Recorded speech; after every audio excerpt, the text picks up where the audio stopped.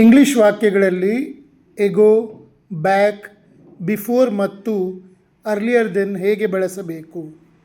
English ವಾಕ್ಯಗಳಲ್ಲಿ ago, back, before ಮತ್ತು earlier then ಹೇಗೆ ಬಳಸಬೇಕು? ಎಗೋ ಅಂದರೆ ಹಿಂದೆ. ಇದು ಪ್ರಸ್ತುತ ಸಮಯದಿಂದ ಎಷ್ಟು ಸಮಯದ ಹಿಂದೆ ಅಂತ ಹೇಳಲಿಕ್ಕೆ ಉಪಯೋಗಿಸ್ತೇವೆ. ಎಷ್ಟು ಸಮಯದ ಹಿಂದೆ? ಉದಾಹರಣೆಗೆ, I completed my degree 2 years ago. ನಾನು 2 ವರ್ಷಗಳ ಹಿಂದೆ ನನ್ನ ಪದವಿಯನ್ನು ಪೂರ್ಣಗೊಳಿಸಿದೆ. The bus left 10 minutes ago. Bus 10 ನಿಮಿಷಗಳ ಹಿಂದೆ ಹೊರಟಿತು. Long ago there lived a king. ಬಹಳ ಕಾಲದ ಹಿಂದೆ ಒಬ್ಬ ರಾಜನಿದ್ದನು. ಮುಂದಿನ ಶಬ್ದ ಬ್ಯಾಕ್. ಬ್ಯಾಕ್ ಅಂದರೆ ಹಿಂದೆ, ಮುಂಚೆ. ಇದು ಎಗೋ ಪದದಂತೆಯೇ ಕೆಲಸ ಮಾಡುತ್ತದೆ, ಆದರೆ ದಿನ ಬಳಕೆಯ ಆಡುಭಾಷೆಯಲ್ಲಿ ಹೆಚ್ಚಾಗಿ ಬಳಕೆಯಾಗುತ್ತದೆ. ಉದಾಹರಣೆಗೆ, we met a few weeks back. ನಾವು ಕೆಲವು ವಾರಗಳ ಹಿಂದೆ ಭೇಟಿಯಾಗಿದ್ದೆವು. I bought this phone 5 months back. ನಾನು ಈ ಫೋನನ್ನು 5 ತಿಂಗಳ ಮುಂಚೆ ಕೊಂಡುಕೊಂಡೆ. Years back this place was a forest. ವರ್ಷಗಳ ಹಿಂದೆ ಈ ಸ್ಥಳವು ಒಂದು ಕಾಡಾಗಿತ್ತು. ಮುಂದಿನ ಪದ ಬಿಫೋರ್. ಬಿಫೋರ್ ಅಂದರೆ ಮುಂಚೆ, ಮೊದಲು, ಹಿಂದೆ. ಇದು ಭೂತಕಾಲದ ಒಂದು ನಿರ್ದಿಷ್ಟ ಸಮಯ ಅಥವಾ ಘಟನೆಗಿಂತ ಮುಂಚೆ ನಡೆದ ವಿಷಯವನ್ನು ಹೇಳಲು ಬಳಕೆಯಾಗುತ್ತದೆ.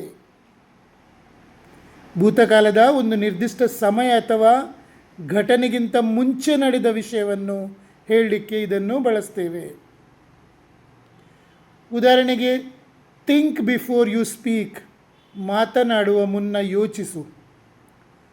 Wash your hands before eating. ಊಟ ಮಾಡುವ ಮೊದಲು ಕೈ ತೊಳೆಯಿರಿ. I had never seen him before. ನಾನು ಅವನನ್ನು ಇದಕ್ಕಿಂತ ಮುಂಚೆ ನೋಡಿರಲಿಲ್ಲ. ಮುಂದಿನ ಪದ ಅರ್ಲಿಯರ್ ದ್ಯಾನ್. ಇದಕ್ಕಿಂತ ಮುಂಚಿತವಾಗಿ, ಇವರಿಗಿಂತ ಮುಂಚೆ. ಅರ್ಲಿಯರ್ ದ್ಯಾನ್ ಅನ್ನುವುದು ಒಂದು ನಿಗದಿಪಡಿಸಿದ ಸಮಯ ಅಥವಾ ಇನ್ನೊಬ್ಬರಿಗಿಂತ ಮುಂಚಿತವಾಗಿ ಒಂದು ಕೆಲಸ ನಡೆದಾಗ ಇದನ್ನು ಬಳಸಲಾಗುತ್ತದೆ. ಒಂದು ನಿಗದಿಪಡಿಸಿದ ಸಮಯ ಅಥವಾ ಇನ್ನೊಬ್ಬರಿಗಿಂತ ಮುಂಚೆ ಒಂದು ಕೆಲಸ ನಡೆದಾಗ ಈ ಅರ್ಲಿಯರ್ ದೆನ್ ಬಳಸಲಾಗುತ್ತದೆ. ಉದಾಹರಣೆಗೆ, she arrived earlier than expected. ಅವಳು ನಿರೀಕ್ಷಿಸಿದ್ದಕ್ಕಿಂತ ಮುಂಚಿತವಾಗಿ ಬಂದಳು.